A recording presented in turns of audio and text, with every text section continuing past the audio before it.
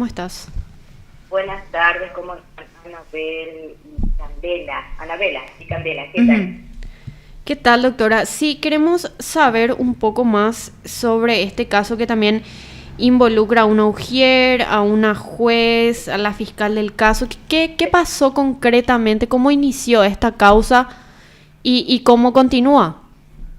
Realmente la denuncia que estamos realizando, yo principalmente en nombre de mi representado, la hacemos contra el sistema de justicia, Ujú. específicamente contra el Juzgado Penal de Garantías de la Juez Penal Esquivel, de la ciudad de Lambaré, Ana Esquivel, como también de la jueza de paz de Juzgado de Villamorra, interina de La Recoleta, magistrada Evelyn Franco.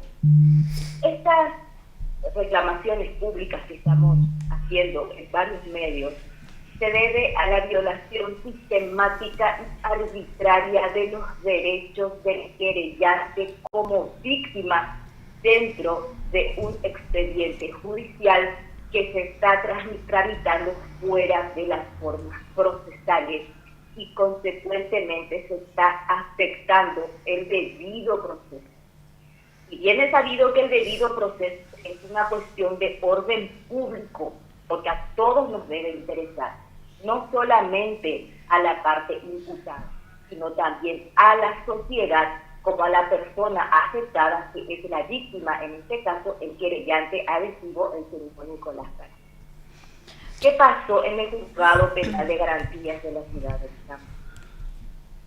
Han sucedido varias situaciones adversas y contrarias al sistema de procedimientos penales, específicamente en lo que se refiere a la valoración de las pruebas que se tienen que presentar formalmente acorde a los principios de legalidad.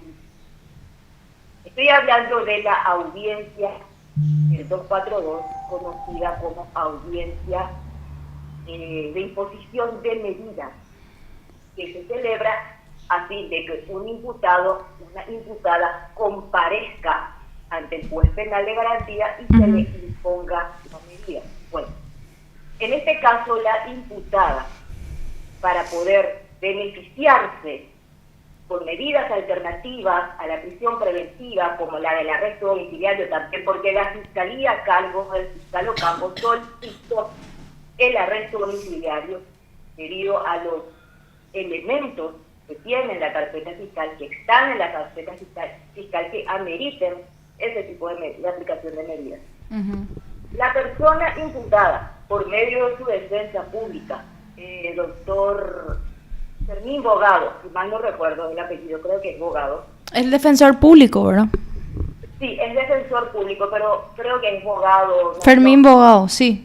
Bogado, bueno. Presentaron estos documentos que los voy a citar a continuación con los vicios que les voy a detallar. Número 1, lo que siempre se pide para caución real, todos los abogados lo sabemos.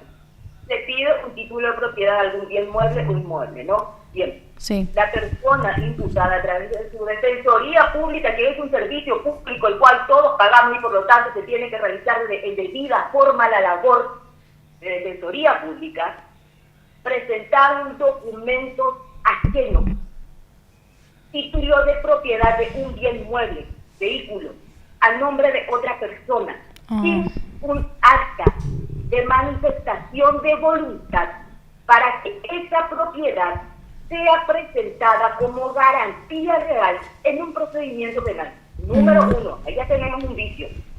Número 2, la dueña de la propiedad del bien mueble ofrecido como caución real es una señora de casi 90 años de edad. Según su cédula de identidad.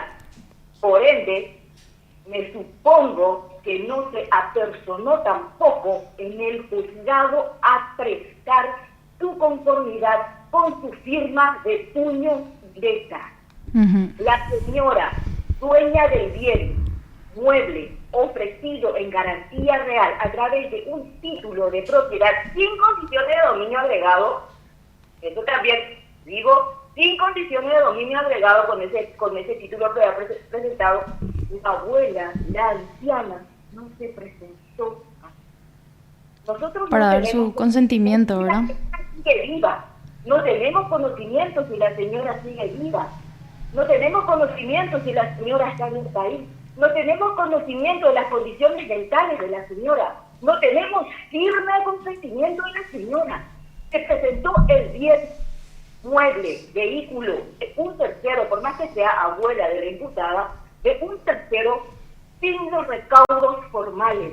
Por eso es un documento nulo, sin valor, para que de esa forma se le pueda dar a esta persona imputada las medidas alternativas a la prisión preventiva.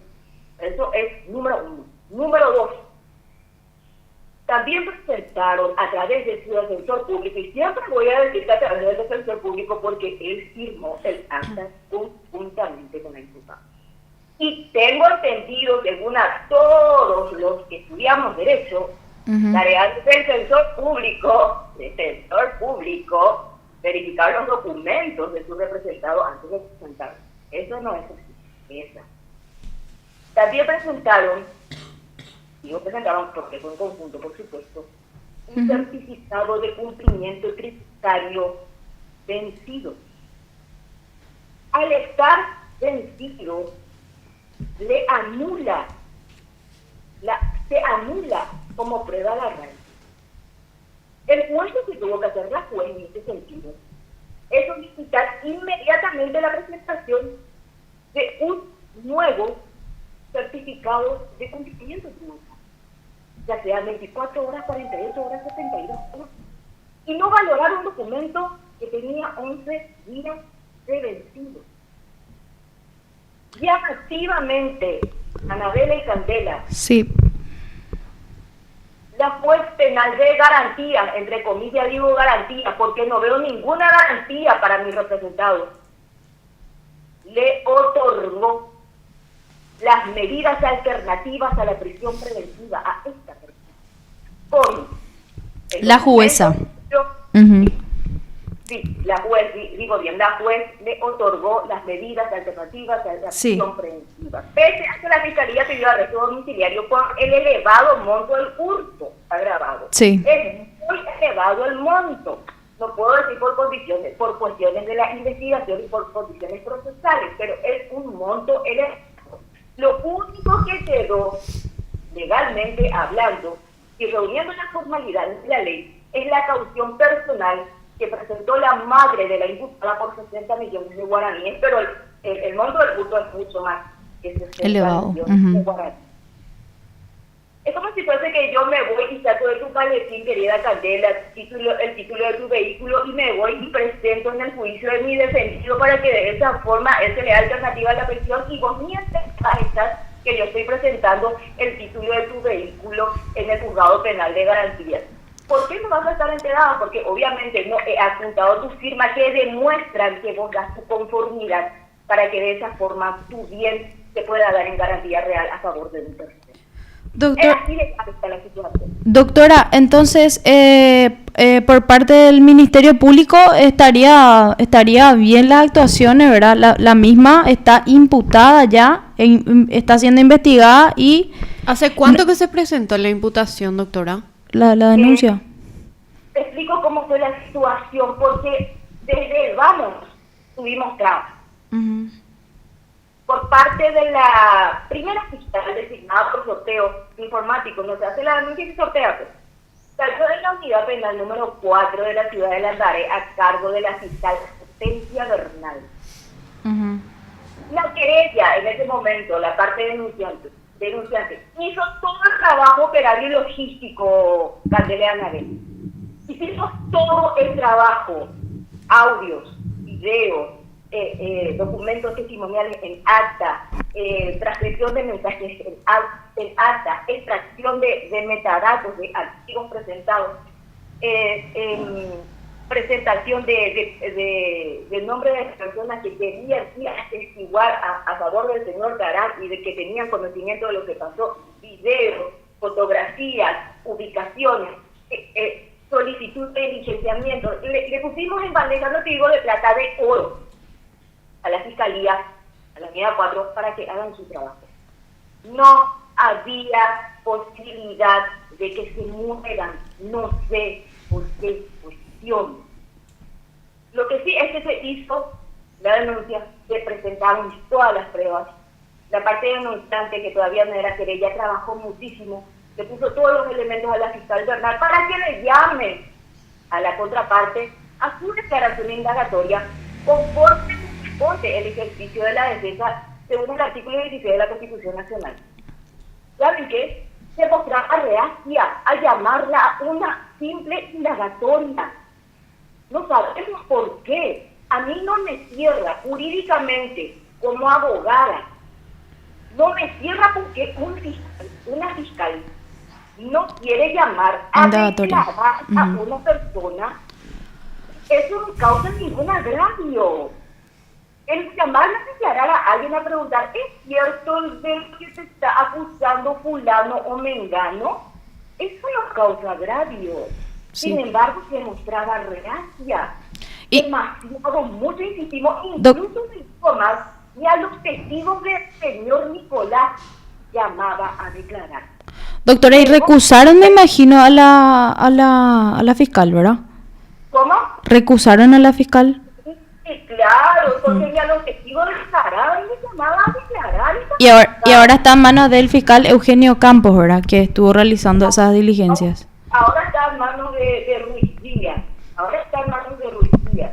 Pero te digo algo más. Nosotros solicitamos control de línea de esa carpeta fiscal en la Fiscalía Adjunta de San Lorenzo, porque ya era demasiado. Nosotros ya le presentamos todos los elementos que más quería para llamarla a declarar.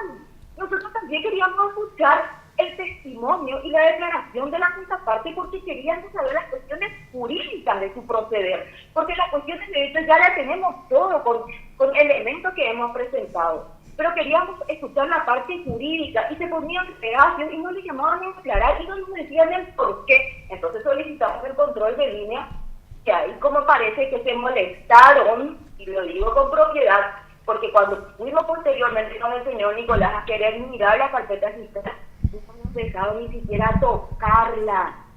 No nos dejaron ni siquiera tocarla, ni que el señor Nicolás o yo tuviésemos el virus del ébola. No nos permitieron ojear la carpeta fiscal para mirar por lo menos lo que había ahí. Era una de las asistentes de la fiscal Bernal, que no recuerdo su nombre, así que no quiero decir cualquier nombre. Pero a este punto llegó el trato que se le dio al señor Nicolás en la Fiscalía Penal de Lambaré, en la unidad penal número 4, a cargo de la fiscal Hortensia Bernal, y por ende solicitamos control de línea, que molestó muchísimo y me consta porque no se nos trató bien en esa unidad después del control de línea.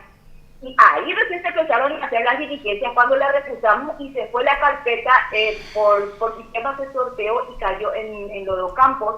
Y ahí recién, conforme a todos los elementos que nosotros presentamos, más la solicitud de diligencia que peticionamos, ahí se empezaron a realizar las diligencias, ahí surgió. Yo no sé, yo lo que estaba pasando en la oficina de la fiscal Bernal, que esa carpeta no se movía, pese a que existía y va a seguir existiendo un control de línea sobre esa carpeta. Y gracias a eso se llegó a la imputación. Y esa imputación obviamente conllevó a que se fije una audiencia de imposición de medidas a esta persona el 19 de septiembre de este año. A la cual la imputada parece que no se presentó, es así, ¿verdad? Hay todo un tema también de por medio. Ahora ya pasamos al juzgado penal de garantías, estábamos hablando de la Fiscalía Penal. Pasando al juzgado penal de garantías a cargo de Ana Esquivel, se fijó audiencia de imposición de medidas para estas personas en fecha 19 de septiembre. La misma no compareció a la audiencia. Sí. Por ende, la actuaria, que es la que tiene que controlar y verificar todas las constancias del expediente, comunicó la incomparecencia de la misma. Consecuentemente, se resolvió con un autointerlocutorio dictar su rebeldía y ordenar su captura en todo el territorio nacional. En ese mismo momento, como todo es informático, al momento, obviamente, los oficios ya son diligenciados, no como antes que teníamos que llevar los abogados de la sociedad allá los papeles. Al día siguiente, llamativamente, esta persona sale del país. por el aeropuerto internacional Silvio Pettirossi, sino es luego por Puerto Falcón que cruzó y se fue y se subió en un vuelo argentino y de ahí partió para Europa. No, salió por el aeropuerto Silvio Pettirossi y conste que estaba vigente su rebeldía y su orden de captura en todo el territorio nacional. En todo el territorio nacional. ¿Cómo es posible eso, doctora? Ahí es el punto que queremos saber, cómo es posible eso, y justamente en ese punto es donde estalla la investigación internacional desde Estados Unidos. No sé si ustedes ya se han enterado, y para quienes nos escuchan, que los Estados Unidos de América ya tiene conocimiento de lo que está sucediendo en el sistema procesal penal de la República del Paraguay, porque obviamente el señor Nicolás Mora es un periodista internacional conocido a nivel mundial. Entonces, cuando se escucha hablar de Nicolás Carán, que está teniendo un problema en el sistema judicial paraguayo, obviamente sus compatriotas han de ponerse a investigar y de boca a boca ha llegado a los Estados Unidos de América. Es así que el diario La Opinión, que es uno de los más importantes de Estados Unidos de América, ya hizo una nota sobre la red de corrupción en el sistema judicial que lastimosamente vuelve a dejar muy mal parado al gobierno del presidente Santiago Peña, que está haciendo todo lo posible para poder por lo menos limpiar con pañito húmedo lo que sería el rostro de la República del Paraguay ante el mundo. Así que yo no te puedo decir a usted qué es lo que pasó por debajo de las situaciones que no puedo evidenciar con mis ojos, pero de que salió del país estando en rebeldía y con orden de captura salió del país estando en rebeldía y con orden. Doctora, en torno a la causa tengo entendido que presentaste una denuncia ante la Superintendencia de la Corte Suprema de Justicia contra Evelyn Brites. ¿Podría ser qué respuesta institucional tuviste o todavía no hay respuesta? Así es, te explico mejor por qué se hizo esta denuncia contra la ujier Evelyn Brites. Ok. Los ujieres, tanto los actuarios como los ujieres, tienen la obligación diaria de verificar el expediente judicial electrónico. En este caso, estamos hablando de trámite de expedientes electrónicos. Fiscalía, físico, papel, juzgado penal de garantías electrónicas. Ok. El trabajo del actuario es verificar las audiencias que tienen tal mes. Le pasa al ujier. Estas son las audiencias que tienen que notificar para este mes.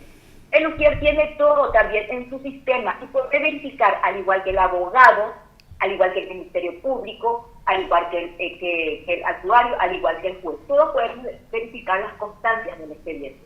Es obligación legal y formal del ujier verificar cuáles son las audiencias que se tienen que celebrar tal y tal fecha y notificar 5 días antes.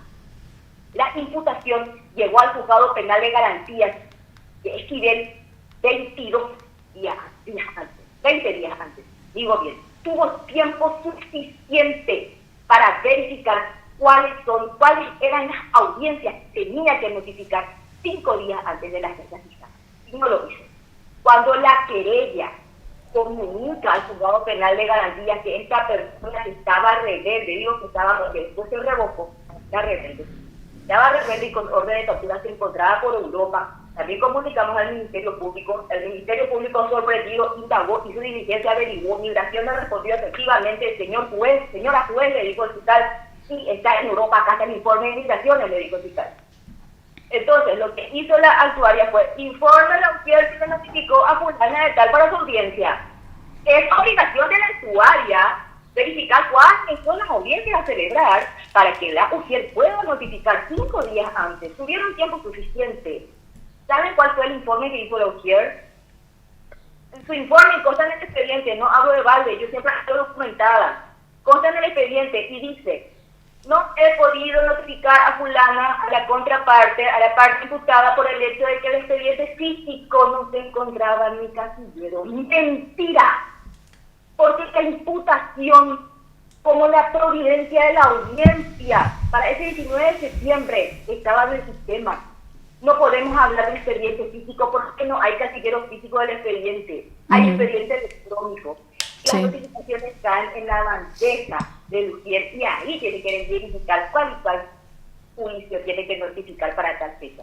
Por eso, obviamente, la recusamos, ya no deseamos ni que se aproximen 1 milímetro a ese expediente por la desconfianza y mal desempeño de sus funciones, como persecución como frustración a la persecución penal que hizo en su trabajo, con ese proceder ilegal y fuera de consideraciones establecidas en el Código de Organización Judicial y la acordada que dice para las funciones de los jueces.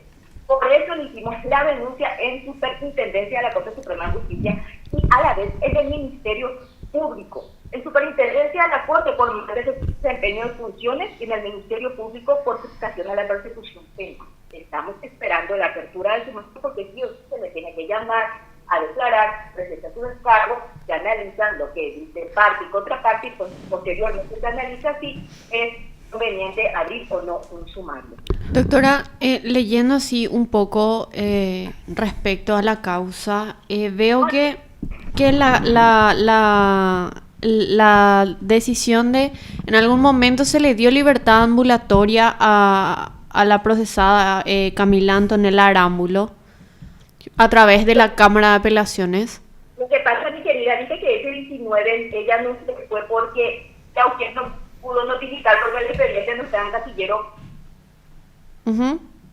Por ende se revocó su rebeldía porque ella no pudo notificar porque no tenía el expediente según su informe que está en el sistema.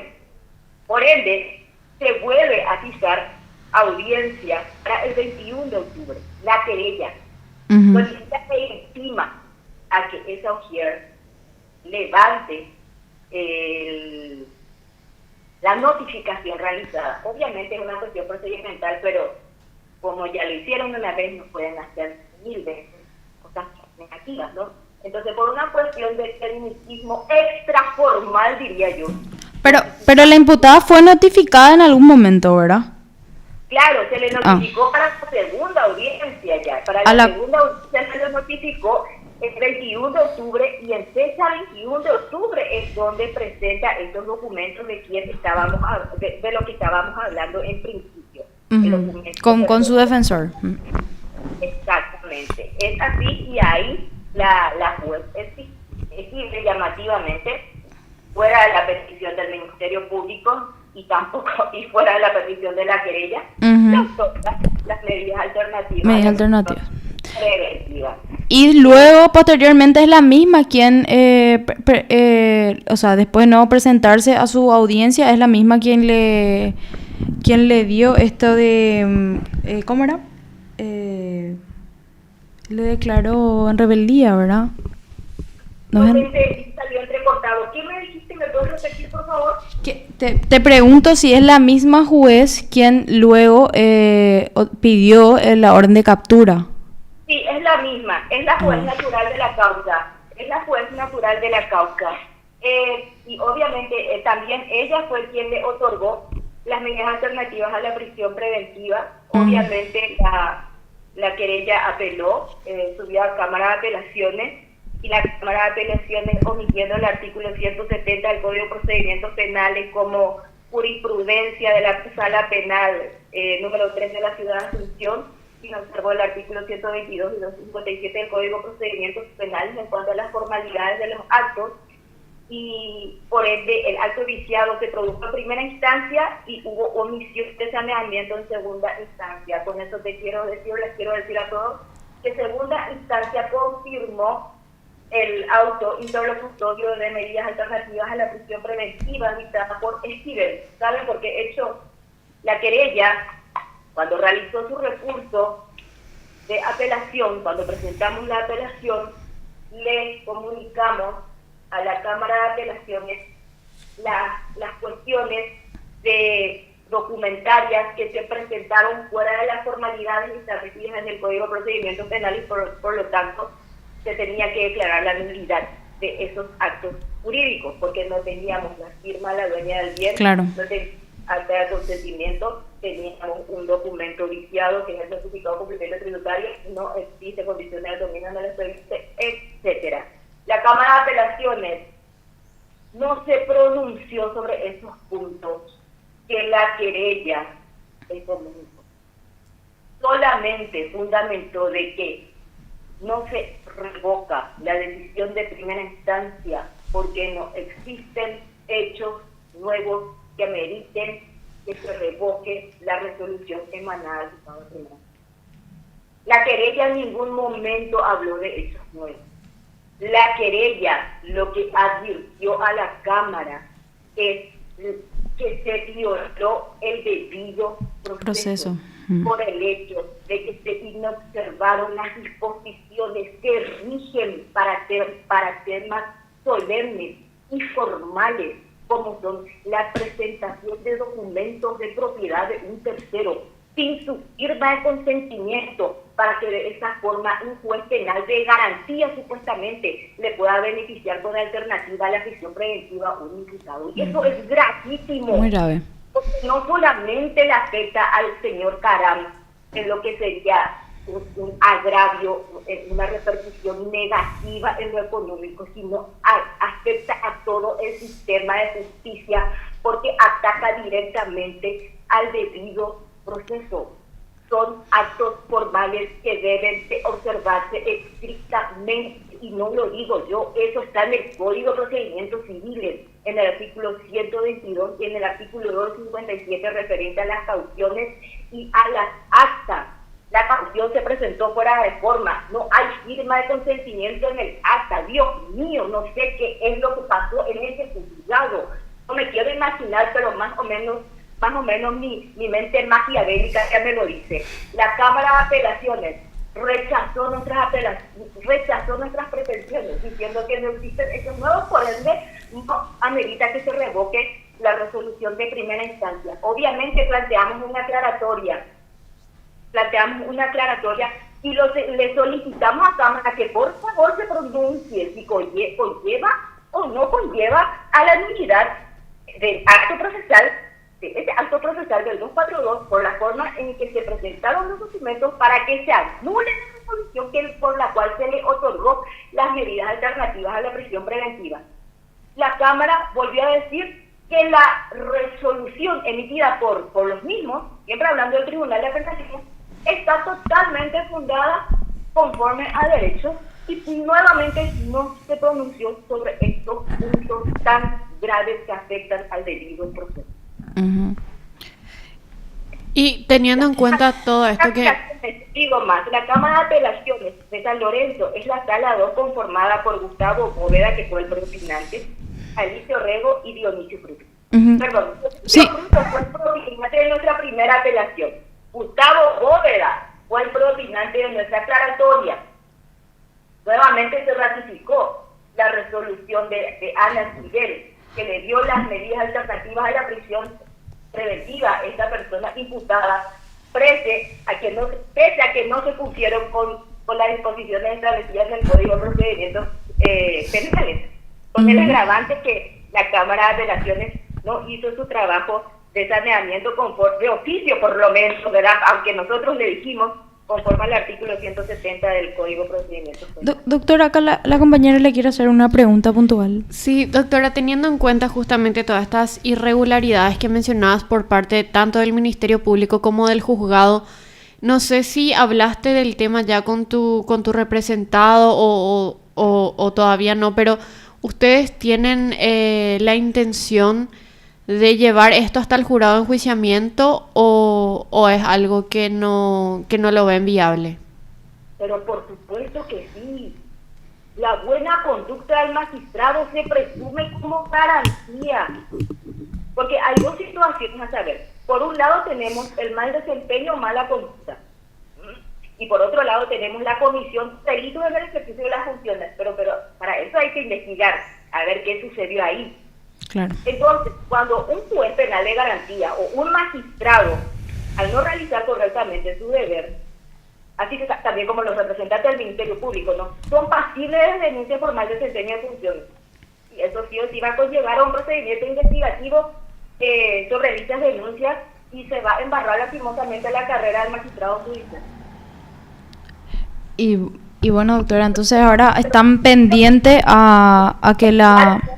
Debemos de cuidar las garantías procesales, debemos de cuidar el debido proceso, debemos ser custodios de nuestra ley y de nuestra Constitución Nacional, porque si no lo hacemos, se dan las cosas lastimosamente tan nefastas que hace que quedemos muy mal parados ante el mundo, como está sucediendo ahora, porque se está hablando de este caso en Argentina, en México, en Estados Unidos, incluso en algunos países de Europa. Sí, doctora. Entonces vamos a estar pendientes a ver cómo continúa el caso. Vamos a ver si tenemos la versión por esta parte. Parte del juzgado serían las dudas. Quedan dudas. Tenemos entendido que el Ministerio Público obró correctamente y hizo todo lo que está en sus posibilidades. Y veremos si la imputada, ¿verdad?, se llega a presentar de manera voluntaria. No sé si va a ser posible eso, pero veremos, ¿verdad? La pena, ¿cuánto sería la pena estimada por hurto agravado, doctora? Y por hurto agravado, por agravante es hasta 10 años. Hasta 10 años. Mira. Y bueno. De que se rompió algo, se cortó algo para sacar algún elemento de valor, eso ya es agravante. Es agravado. Y agravado. Entonces posiblemente esté en manos de la Policía Nacional ahora mismo. ¿Cómo? Estará en manos de la Policía Nacional lograr encontrar a esta persona. ¿Se puede decir el nombre? Pero lo que pasa es, eso es lo que estuve explicando, que se levantó su rebeldía. Ajá. Obviamente se ordenó el cese de la orden de captura. A la orden de captura. Esta Ujier Evelyn Brites, a quien denunciamos en superintendencia de la Corte, no la notificó en el momento procesal oportuno y debido a eso no se pudo llevar a cabo la audiencia con la presencia de la misma. Entiendo, doctora. Vamos a estar entonces siguiendo y veremos qué pasa a continuación. También si llegan a la instancia del jurado, también importante saber. Claro, nosotros vamos a seguir, o sea, no nos vamos a quedar con lo que nos dicen en ventanilla en el juzgado y con lo que visualizamos en el sistema del expediente electrónico. Como siempre lo digo en mis redes, yo voy más allá. Yo no me quedo con lo que me dicen en la ventanilla o con lo que me dicen en el pasillo, lo que veo en el sistema de juicio. Soy testigo y voy mucho más allá, porque sí o sí, cuando algo está sucediendo mal o algo se está haciendo mal, es porque otra cosa está pasando por detrás. Eso es lo que uno tiene que investigar para poder derribar lo que está mal y sacar de raíz el cáncer que está carcomiendo al sistema de justicia. Bueno, doctora, te agradecemos muchísimo tu tiempo y vamos a seguir entonces en contacto también en los próximos días para ver cómo avanza la causa y saber si hay más noticias respecto también a tu denuncia realizada ante la Superintendencia de la Corte. Muchísimas gracias, doctora, por la comunicación. En nombre del señor Nicolás Mora y de la Justicia Penal Paraguaya, muchas gracias a ustedes por el espacio. Hasta luego, doctora. Muchas gracias. Usted está escuchando